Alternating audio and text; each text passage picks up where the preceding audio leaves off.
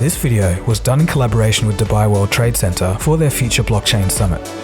You are watching ColdFusion TV.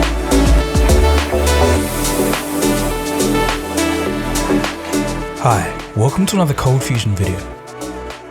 This episode will be an extension of the last video I did on blockchain. It's becoming increasingly clear that the technology has massive implications for almost all aspects of our lives. Nothing has shown such wide-sweeping promise since the internet or the latest generation of AI. Today, we'll be covering some of the actual projects that are going on currently that take advantage of blockchain technology. I'm aware that there's other tech like Tangle, but blockchain is the focus of this video.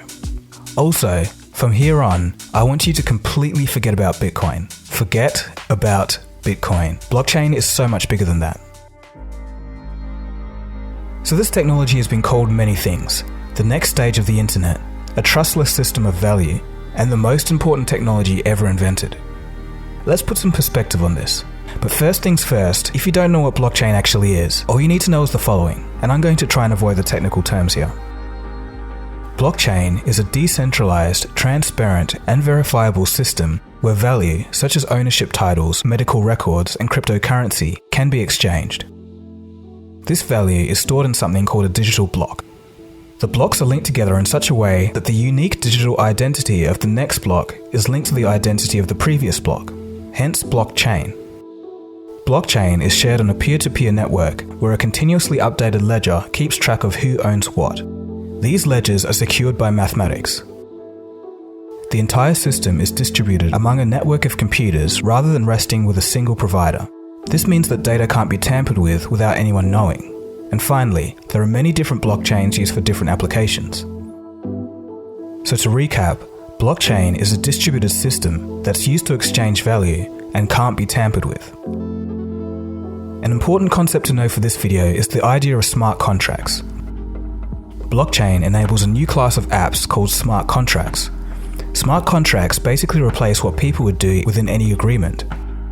For example, say you have two parties, Party A and Party B, that agree on some terms. In a smart contract, these terms are written into code. When the conditions have been satisfied, the contract is automatically executed. No lawyers, no company that releases held funds, no disputes, no middlemen needed.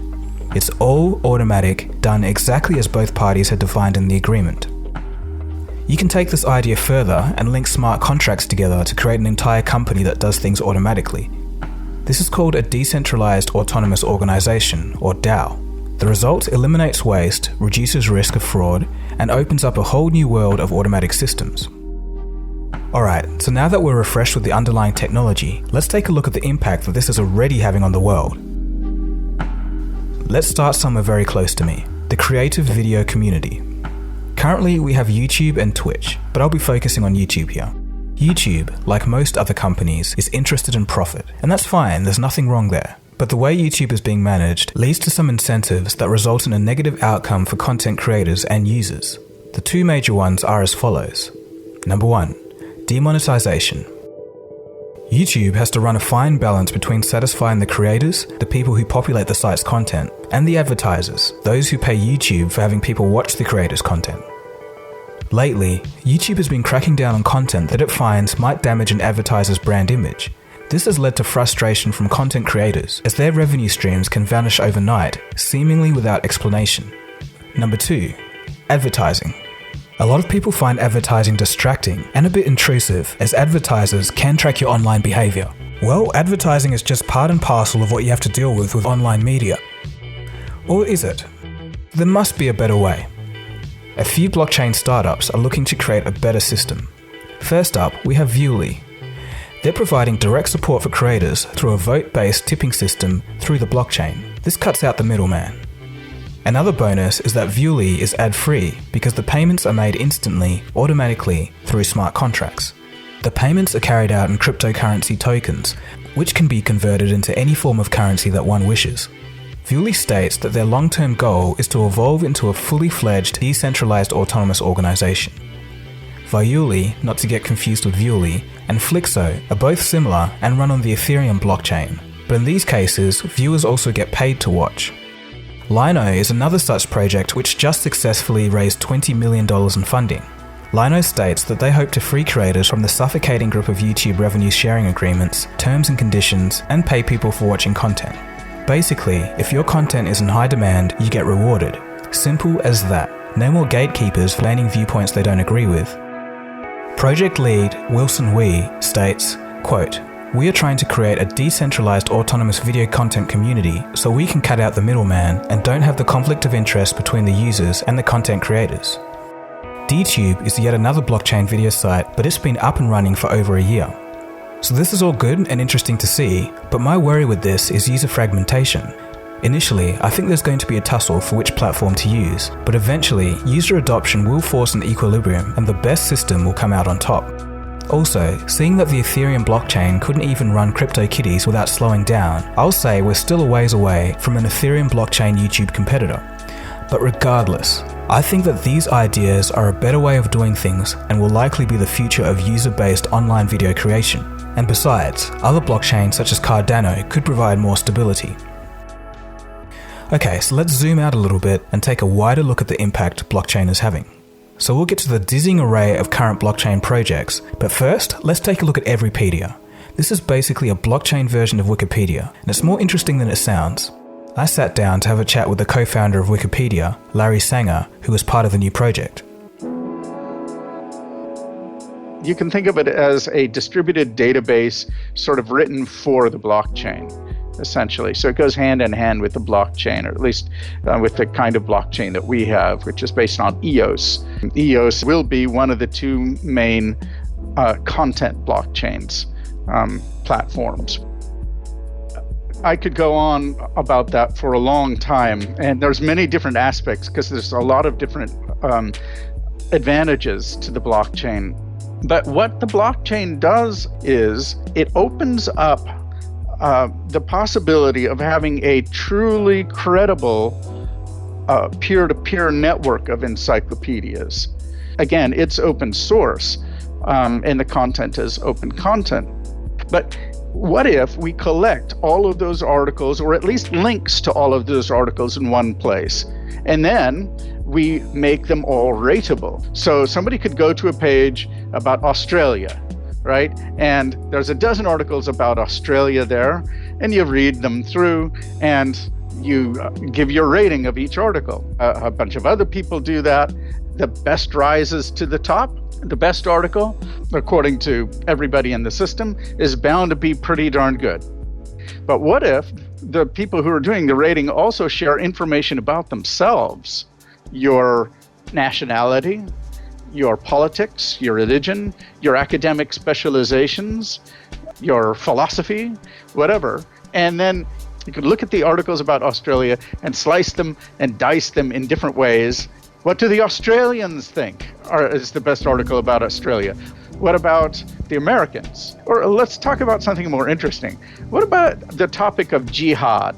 Imagine, 100 different articles about jihad. Why would there be 100? Because as soon as this sort of thing is created, there's a competition. So people start competing to write the best article. So you can imagine the best articles according to Saudi Arabians, or according to Libyans. Oh, what about according to all Muslims? Or how about Muslims who identify as moderate Muslims? Or how about Muslims who identify as traditional Muslims? Or what about American conservatives or American Democrats, right? You would be able to compare different points of view on a topic like jihad, and that could potentially create a huge amount of understanding that just doesn't exist today. It heightens the level of the conversation. That's the point.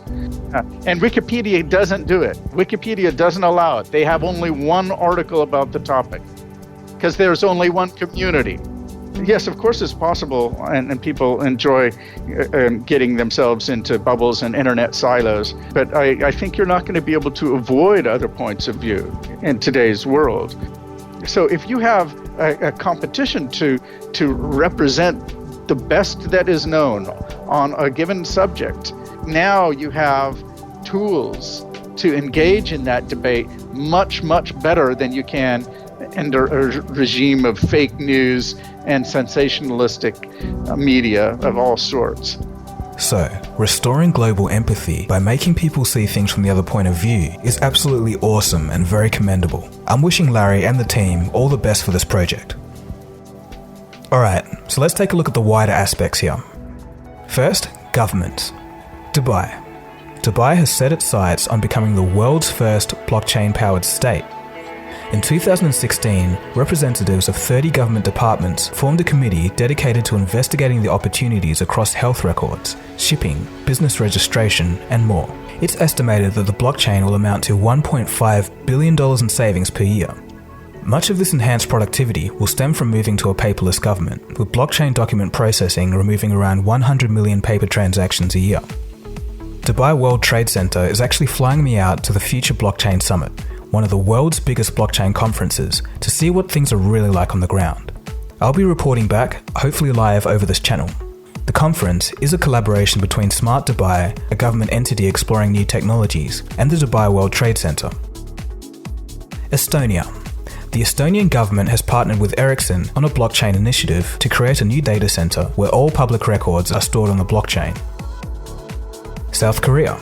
Samsung, of course, is creating blockchain solutions for the South Korean government, which will be put to use in public safety and transport applications. The UK government is also working on blockchain technology for pension payments. Cybersecurity. GuardTime is a company creating keyless signature systems using the blockchain. It is currently being already used to secure the health records of 1 million Estonian citizens. GuardTime is also working with DARPA, Lockheed Martin, and Ericsson. Healthcare. The company GEM is a startup working with the Center for Disease Control. They're going to put disease outbreak data onto the blockchain, which is hoped to increase the effectiveness of disaster relief and response. A company called Simply Vital Health has a couple of blockchain-related projects going on. One of them tracks the progress of patients after they leave the hospital, and another one provides decentralized blockchain patient records. MIT is spearheading a project called MedRec. It's a blockchain project designed to manage authentication, confidentiality, and data sharing of medical records, and is already up and running in Israel. Financial services. Barclays Bank has launched a number of blockchain initiatives involving tracking financial transactions and combating fraud. Barclays state, quote, "Our belief is that the blockchain is a fundamental part of the new operating system for the planet," end quote. Manufacturing and industrial. Geocoin. India's biggest conglomerate, Reliance Industries, has said that it's developing a blockchain-based supply chain logistics platform along with its own cryptocurrency, Geocoin. Transactive Grid is an interesting project based in Brooklyn that allows members to locally produce and sell energy. The goal is to reduce the cost involved with energy distribution. Storage.io is distributed and encrypted cloud storage which allows members to share unused hard drive space. Retail. OpenBazaar is a company that's attempting to build a decentralized market where goods and services can be traded with no middleman. Real estate. Ubiquity is a startup that's creating a blockchain-driven system for tracking the completed legal process, which usually creates friction and expense in the real estate transfer. Transport. Arcade City is an application which aims to beat Uber at their own game, basically bringing ride-sharing to the blockchain. So that is just a fraction of what is going on in the blockchain space. It's becoming clear that a shift is taking place here. Some big players can see that this is a viable option in the future and are getting on board so that they don't miss out. For example, IBM alone is working on 400 different blockchain projects with 63 clients. So almost at the end of the video, but one last thing I want to touch on is who is the biggest winner for blockchain. It's early days, but it seems that blockchain's biggest winners will be those who want to cut out middlemen. For example, for information and content creation services, this seems to entail the Wild West days of the internet, where there was more freedom to see what you want to see without it being controlled and moderated by a governing party. But cutting out the middlemen goes a lot further in developing nations. For example, blockchain is starting to take on the task of bridging a poverty gap around the world. With blockchain, as long as you have access to a smartphone, you will have a way to conveniently access money. Additionally, blockchain is a decentralized system, which means that you don't get charged to transfer money the way you would with a typical financial institution. The former usually deters businesses from reaching certain regions of the world and serving opportunities for developing countries. For example, and this next statistic shocked me, last year, the total amount of cost to send money to sub-Saharan Africa was over $30 billion. This is according to the Bureau of Economic Analysis. So $30 billion in frictional losses just by having middlemen. A platform called BitPesa directly aims to solve this problem through blockchain technology, and I'm sure there'll be many other projects on the way. So this alone, leaving all other things equal, that is, the same amount of money flowing from well-off nations to poor nations as is today, many tens of billions of dollars can be generated by just using blockchain. So with that rounds out the end of this video. Let me know what you guys think about blockchain. Has this video widened your perspective a little bit? I personally think that it's very early days, but in the next 5 to 10 years, blockchain or a similar technology will be ubiquitous. Let me know your thoughts in the comment section below. This has been Dagogo, you've been watching ColdFusion, and I'll see you again soon for the next video. Cheers guys, have a good one. ColdFusion. It's new thinking.